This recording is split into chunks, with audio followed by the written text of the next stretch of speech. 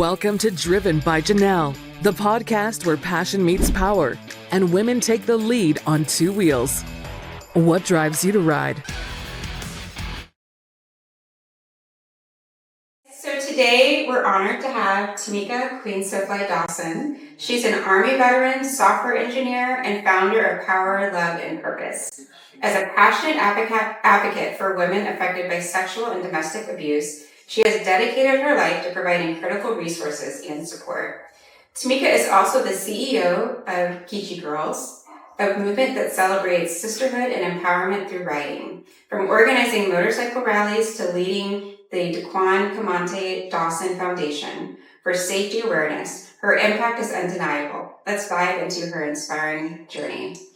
Okay, so thanks so much for coming. Thank you. And am I saying everything right? Yes. I'm not from Charleston. Yes. So I went on Mandela GeeChee tour yesterday. Oh, you did? Yeah, Did you enjoy yourself? I did. Okay, good. The history and everything. Yeah, it's real. It's definitely real. Yeah. You're just, it's living in the history. Absolutely. Yeah. Absolutely. It's really amazing. Absolutely. But I want to get to your story. So you're the CEO and founder of Power, Love, and Purpose. Yes. And GeeChee Girlz. So what inspired you to create these organizations, and what do you hope to put out into the community with them? So, I'm not going to cry in here, okay? You can cry. And if you would take pauses or whatever, you just cut it. So you can bring the tissue. So, what inspired me, thank you, what inspired me for Power, Love, and Purpose is my past. Mm-hmm. My grandmother, my mom's mom, she was in a domestic abuse situation to where she lost her life due to it. My mom was a teenager. Can't remember exactly the year, but I know on Christmas Day, she was shot in her head by her abuser, and she passed. And then I watched my mom go through abuse by her husband, sexually and physically. And a lot of people don't realize this, but even though you're married, you still can be sexually abused. Hence, for me, at an early age of molestation and rape, and physical abuse as well, even from my stepdad, my mom's ex-husband. My childhood wasn't very good. So, as I got older, of course I was angry. It caused me to act out. Very angry, very, I wouldn't say violent as far as just doing crazy stuff, but a quick fuse. Right. Ready to fight, ready to just very angry, Defensive, yeah. Very, yes, on the defensive, yes. And I didn't trust anybody.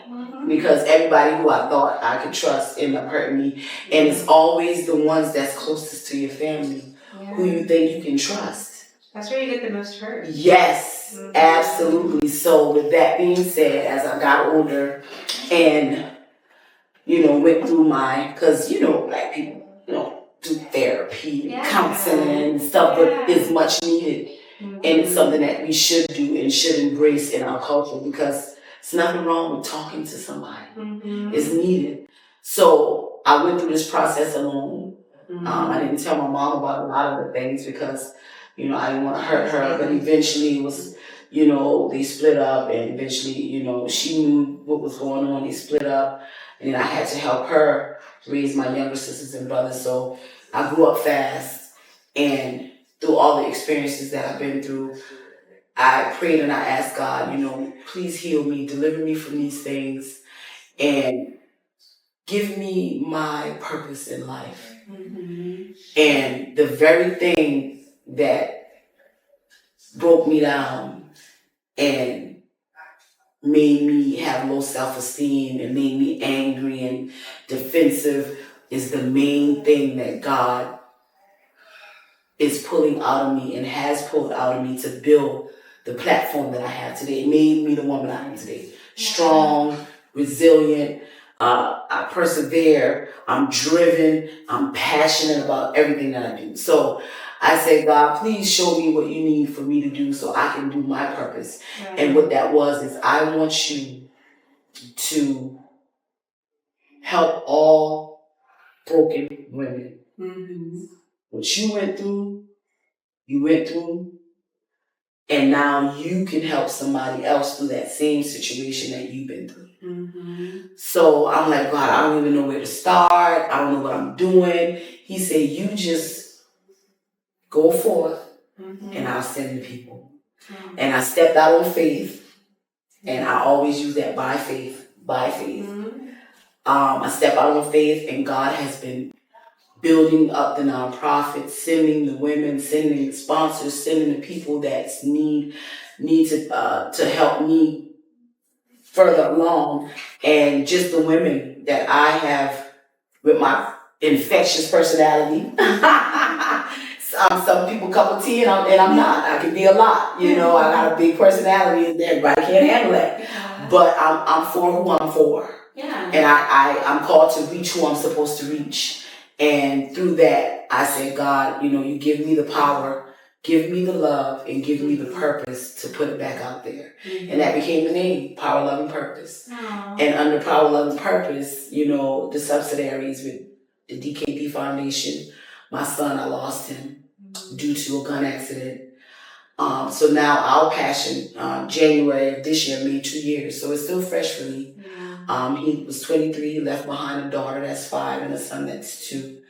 And what's passionate about me with that is that I want to help people be trained and aware of what's going on and how to use these weapons and stuff like that. In case of, accidents happen, how to disengage or know exactly what to do in the middle of that situation and can save a life. My son is gone, but through this foundation, we can help save others. Yeah. So through his death, I wanted to help save lives. Yeah. And with the GeeChee Girlz, we happen to be a group of women that just loves motorcycles. We love riding. We love being out in the events and on the scenes, on the set.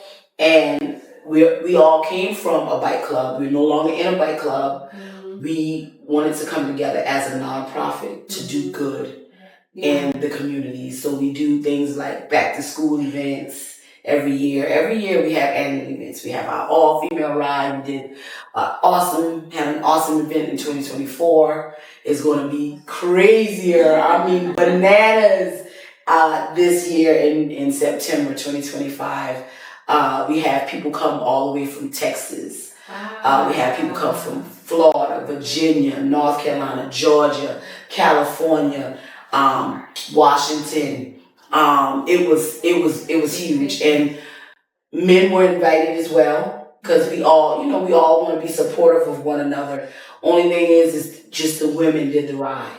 We come together, we do that ride for domestic abuse awareness, for all of our causes. We stick together as women, sisterhood and camaraderie, to just show up for people and support. Yeah. So if I can't support, listen, my mom always taught me, if you can't help somebody, don't hurt them. Mm-hmm. So our main focus is helping, and our slogan is empowered women, empower the world.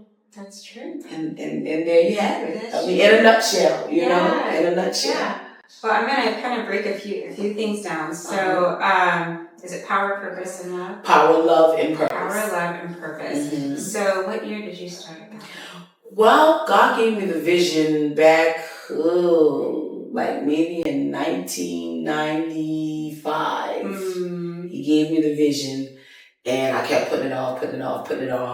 And I finally, he was like, listen, we need to get working. It's stuff that needs to be done. So I finally did all the paperwork for my 501c3 and my articles of incorporation in 2014. So from 2014 till now, I have been out here working. Wow.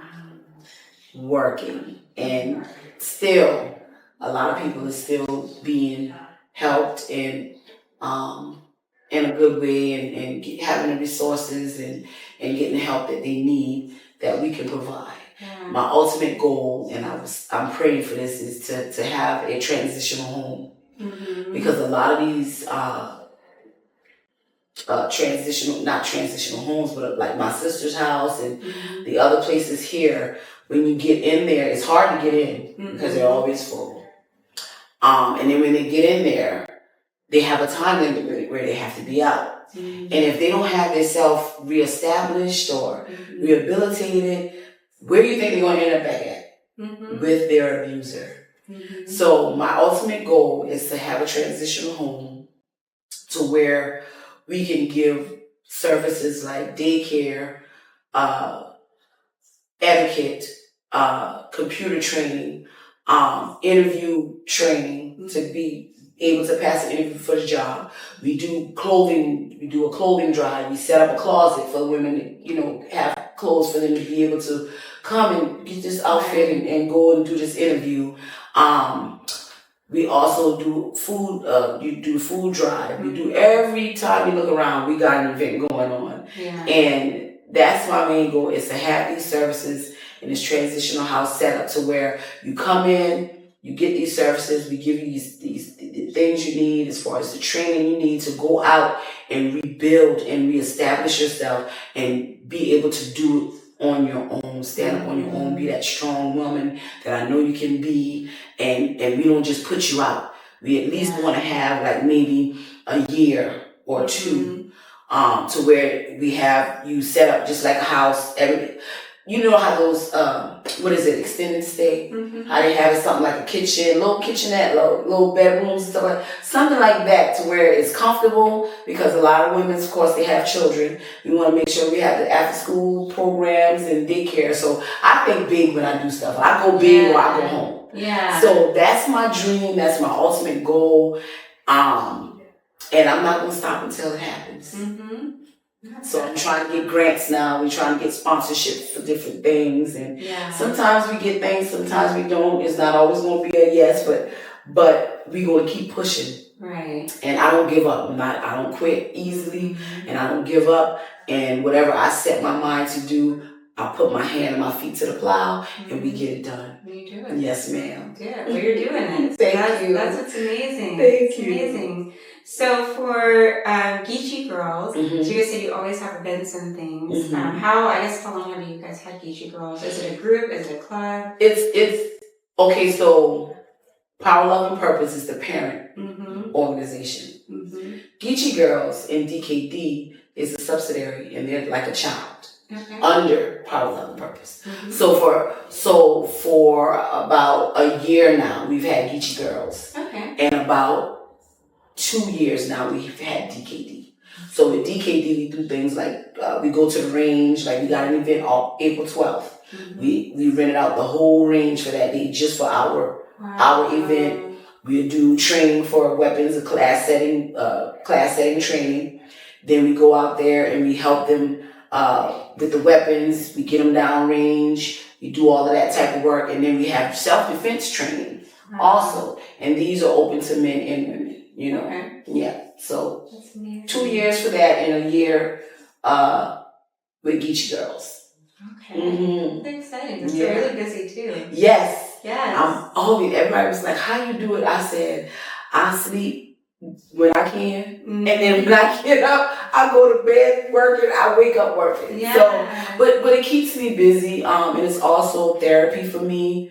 With the line dancing, it's therapy for me with riding my motorcycle. And a lot of people was like, well, you need to go to grief counseling. As long as I'm dancing and riding my motorcycle and doing the things that I love, it keeps me grounded. Yeah. If I slow down and I stop, I'll get in my head and I don't want to be there. Yeah. Sometimes your mind can be a scary place to be. Yes. Yeah. Yes. I love your gifts. These are Harley boots I got in Denver. I was interviewing I love them. woman cyclist Brandy. Everyone loves the boots. Okay. Yeah, we interviewed her last month, so Awesome. yeah. So they're waterproof, so that's what I figured. Awesome. So, Perfect. yeah. You got it going on. Yeah. So I guess like for GeeChee Girlz, what's your hope for GeeChee Girlz as you move forward? So my hope for GeeChee Girlz is for us to continue to have our annual events, for us to continue to do more community work in the community, for us to go abroad. So what we do is, as the GeeChee Girl bike group, we go to different annual, yearly, other all-female rides. Okay. So we'll go to Florida for their all-female ride. We'll go to North Carolina. We'll go to Georgia. We'll go, wherever closest for us to support them, because they come back and support us. Right. So that's just what we want to do. We want to continue to make this all-female ride a success every year. And then in between that, we also want to give back to the community with, throwing little events here and there and giving back to the children. We did our Christmas drive, where we gave to the children for Christmas. We did a food and clothing drive for Thanksgiving, and then we got the ride planned. So just more events coming up, more community work, more people partnering with us to go forward. Whatever we need to do to help one another, and especially as Black women riders, we want to get together and try to maybe do something as a team, collectively. So the possibilities are endless. Yeah. And definitely work more with you. We are very excited, and we were excited to get the invite, and we're excited on where we're going to go from here. I'm excited too. Yeah. I'm just getting started because you've been riding for over 15 years. We went from sports bikes to now cruisers. Yeah. So how'd you get into riding? I've always, you can just call me now a bougie tomboy. I've always been a tomboy. Grew up with my brothers and playing football and climbing trees and the big wheels, and just things like that. And I was just always into bikes. And what I think one thing too, what drove me to it was like, I'm the type of woman that always say, well, if a man can do it, I can do it too. I'm certified in welding. I did welding for a while. I graduated top of my class for welding. I went to cosmetology school. I do line dance. There's a lot of stuff. I thank God for the creativity, and just getting on the bike and just being free is just that free, it's free spirited, And I've always been into bikes and things like that, and it just morphed into from being interested to finally getting on one. I had a bike accident once. Somebody just stopped on the brakes in front of me, and I ran into the back of them. But they teach us to jump off. So I jumped off and rolled in the grass. But not usually when people get in an accident, sometimes they don't get back up and get on. But you gotta get back up and you gotta face the fear. Because if you love doing it, you'll continue to do it. You'll continue to do it. So training and safety is very important. Being able to multitask and being able to watch and scan everything and watch the people around you, behind you, inside, in front of you is very important when you're on a motorcycle. Helmets, of course, safety gear is always important. We gotta watch out for the ones that's not watching out for us. Most people aren't watching. No, and I'm so biker, biker. Like even when I'm in my vehicle and I see some people on their motorcycles, I will be that safe space for them. Like, you're not going to ride up on them close. I keep that distance and I keep everybody back. So we look out for each other. We bikers, we look out for each other. We look out for each other. So what was your first bike? A Kawasaki 600. Oh yes, a Kawasaki 600. Kawasaki 600 Ninja. And I love that Ninja. And I had it for a while. And then I had 3 motorcycles. Or when you first started? Yeah, no. Like back when I first started, I had my Kawasaki Ninja.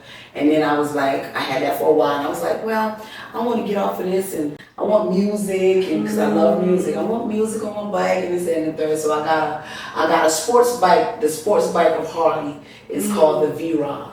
Okay. Yes, it's a V-Rod. I had a V-Rod muscle with the fat tire on the back. Yeah. And I had that for a while. I called it Blue. Okay. And everybody knew Blue. Blue was very loud. Okay, and I rode that for a while. So I had those two bikes for a while. And once I got on the cruiser and I sat up, I never went back to the crotch rocket. So I ended up selling that. Rode that for a little while, and I was like, I want to just a little bit bigger, you know. And I said, I want my bags, and I want, one nice stuff. So I went to a street glide. So that's what I have now. Okay. It's a Harley street glide. Nice. Yeah. Nice. Yeah, and you deck out. I mean. Yeah, I trick it all out. I've got trophies. My president in there. We're gonna get some photos. Yeah, definitely. I've got trophies. I've won so many trophies. My president in there, she's been a part of a group. I'll let her tell you all about it because she has some exciting stuff as well. And she does music competitions, and she's won trophies for her bike as well. So yeah, we out here making it happen, honey. Yes, we females is doing it. So when you get your bike, I mean, tricked out, decorated, like, do you guys do it? Do you take it somewhere? Like, how do you get it done? Yes. And like, how do you design it? So you come up with, and that's the beauty of having a bike, because what you envision for your bike, that's what you put for your bike. Yeah. You want a certain color, you want certain graphic designs on it. So I redid my bike, and as a honor to my son, and I have his mural on the back of my bike, his picture, and his born date and his date when he left me. So I dedicated my bike to him. And shout out to Cam Tech, Somerville, South Carolina, Shane Phillips. He is a beast here in South Carolina. Anybody that wants their bike done, we take it to Shane, and it goes in one way, and when you get it back, it looks nothing like it looked when you went in the first time. So he works with you. He whatever budget that you have, he'll stick within that budget. You tell him what you want, what your vision is, and he'll bring it to life for you. That's amazing. Yeah, absolutely. That's amazing. Absolutely. Well, for one, I'm so sorry for the loss of your son. Thank you. I appreciate it. Sorry. Yeah, it's rough. One day at a time. That's all I can do. Yeah. But you're just doing so much work dedicated to him. Yeah. And keeping his memory alive. Absolutely. And in your heart. And I feel like, and I don't know much about grief yet, but I feel like they say grief is where you just don't know where to put the love. You know, you have all this love and then it's gone. Yeah. But you're finding a way to put it in there. That's to right. Put it in and to spread the love with so many other people. That's right. And it's my grandkids, which is his kids. So he did leave me something behind, and they look exactly like him. So I see his face every day. Yeah. And I put the love into the nonprofit, into the foundation, and back out into the community. You know, and we love doing it. Yeah. We love doing it. And you see him every day when you ride. You got him. Yeah. On your bike and everything. And you'll see it Tuesday. Yes. He's going to be with us. Yes, absolutely. So that's amazing. So how many bikes do you have right now? One. Okay. I'm looking at getting another. Okay. So I do have a slingshot. You know what that is. They look like the little go-kart. Well, they look like a go-kart. Got one wheel on the back and two wheels on the front. So I have one of those. But my grandkids love me riding them in that. But I'm looking to get one more motorcycle. I'm gonna forever keep the bike that I have because my son's on it. But I want one more. Yeah. So what is it like going from, like a sports bike to a cruiser? I mean, do you go slower now, or you just... No, I'm so used to it now until, honey, I get in the throttle, baby, okay?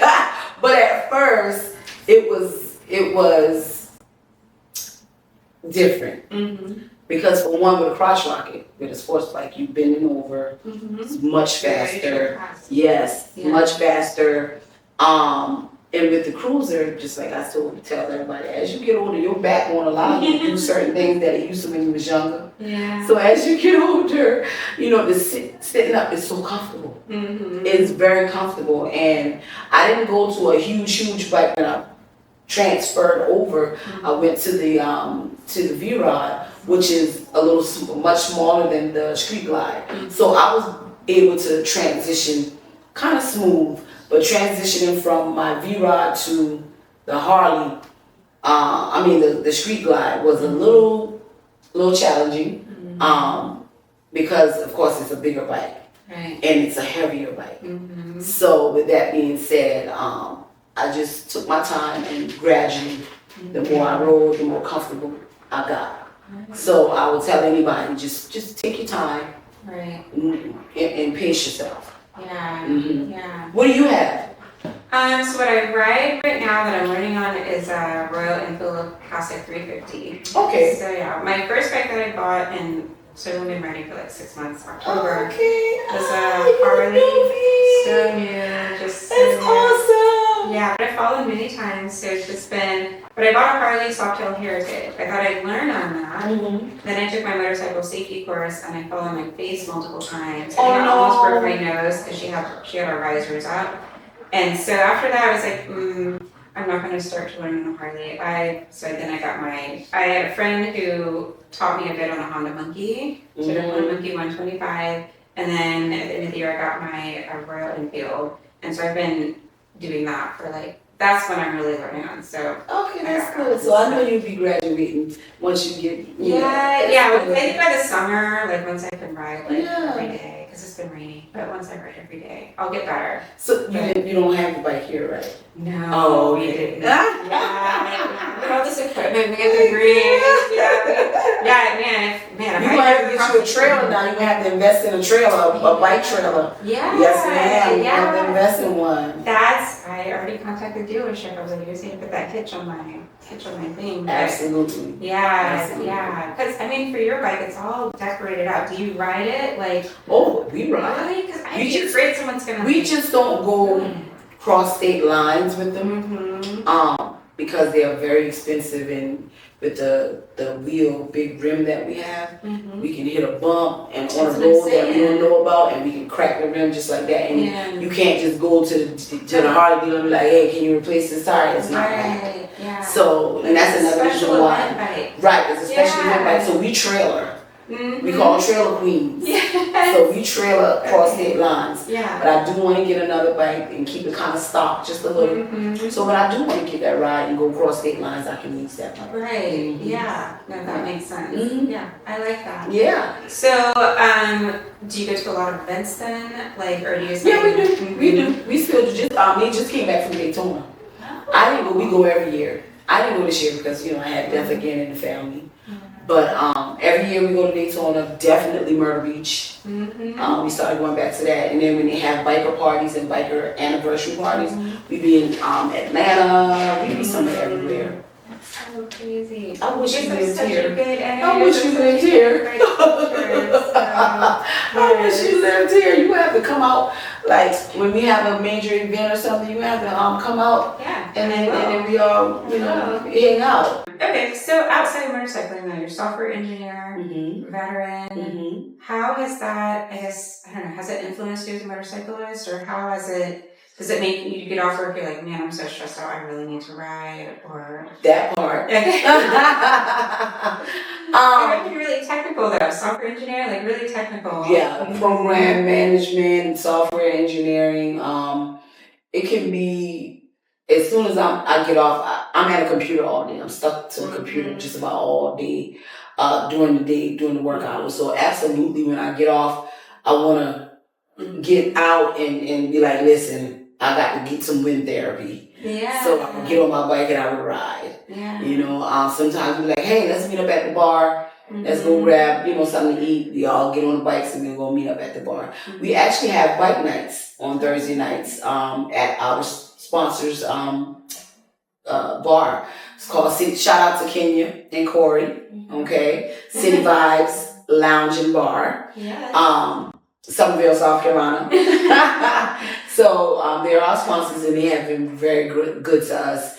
On Thursdays, once a month for now, because we're coming into the summer months. We're gonna go to maybe twice a month, but so far once a month. The first Thursdays in every month, we have bike night there. Yeah. So it's a brand new spot, but it's filling up. People are showing up on the bikes, so and nice. It's good. Yeah, it's a good thing. Yeah. You've started so many organizations. Do you think being a veteran or a software engineer has affected your leadership style, or has it helped you? Absolutely, it helps. It helps. Even being in the military, that's structure. And with being in the military, you have structure.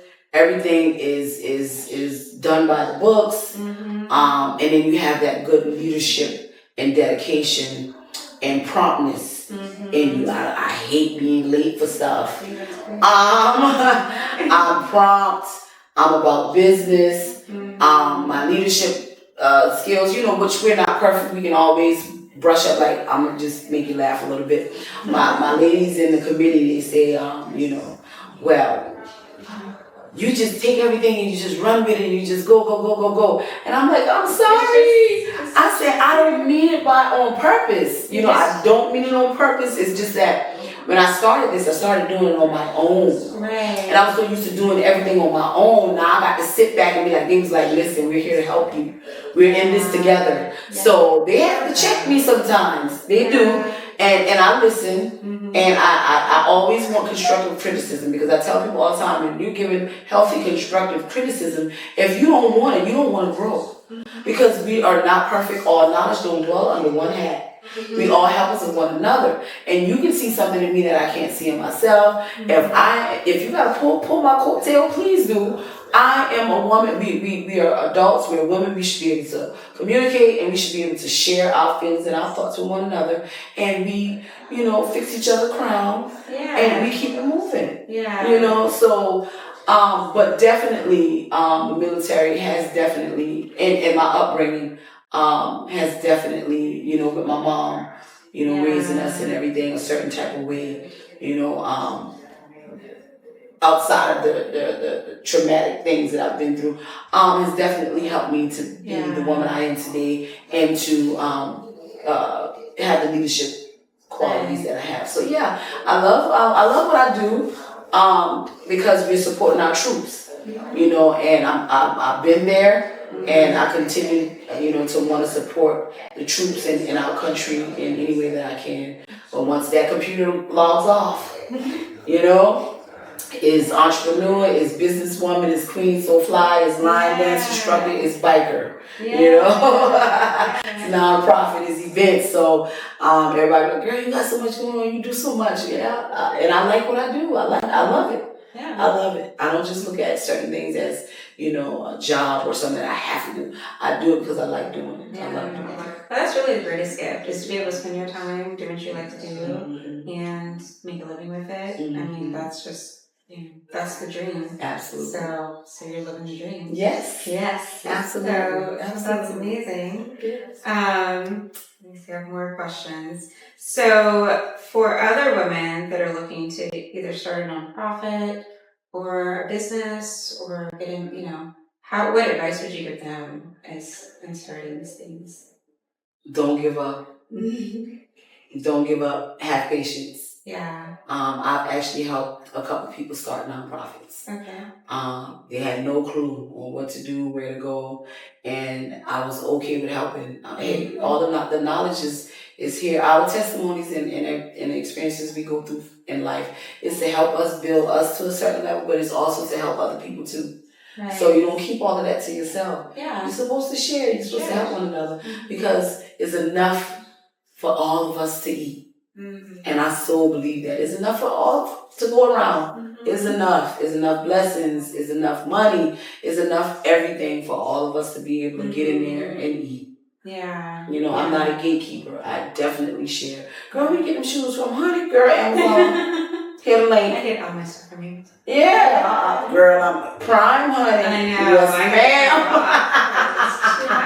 ma'am. Yeah. It's too easy. Yeah. So that's where I'm at with that. Yeah. Yeah. And do you from experience of people sharing it with you, or the opposite? You know, like, where did you get that mindset of like sharing the knowledge? Because so many people don't, you know, like, because a lot of things with me building my nonprofit and a lot of things that I've started, I've reached out for help, and sometimes people don't want to help me because they figure, you know, oh, the type of person she is, she'll probably outshine me or surpass me.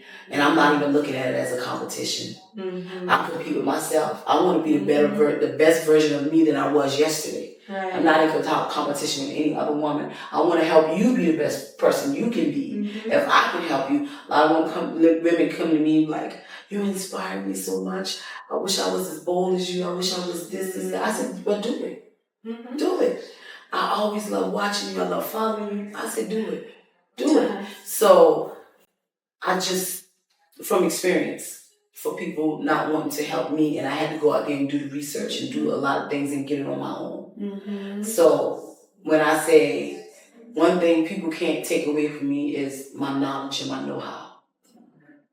Once you learn something, you can't take that away from me. And that's what I thrive on. That's true ownership. Making it own. Absolutely.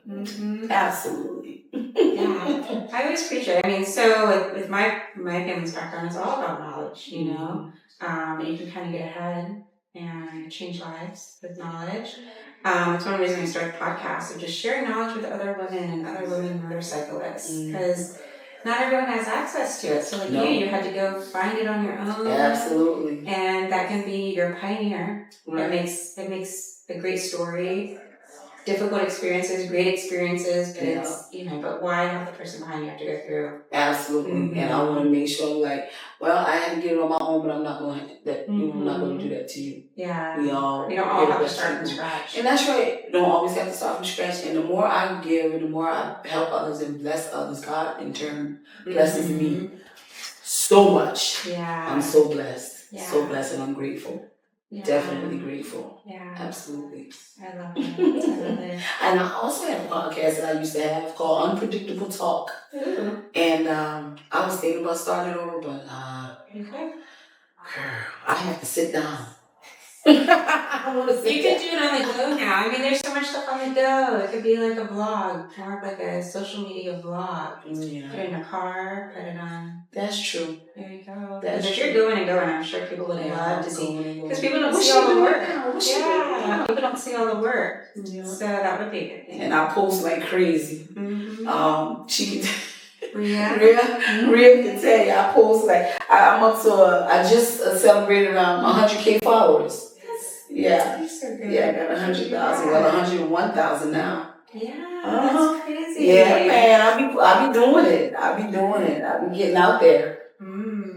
I have more questions. Sure, absolutely. Okay. That's what we're here for. That is. Ask away. Yes. Okay. So with Power, Love, and Purpose, I mean, do you have like specific, you know, I know you can obviously share stories of women, but is there anyone who stands out to you of like you've been able to help through, or like an example of like who you've been able to help through, or just like a moment with the organization that really sticks out to you and was like, you know, this is why I started this, like to really help fulfill that, you know, that purpose. Absolutely. A mom who had 4 kids and nowhere to go. And she said she saw what I was doing. Actually,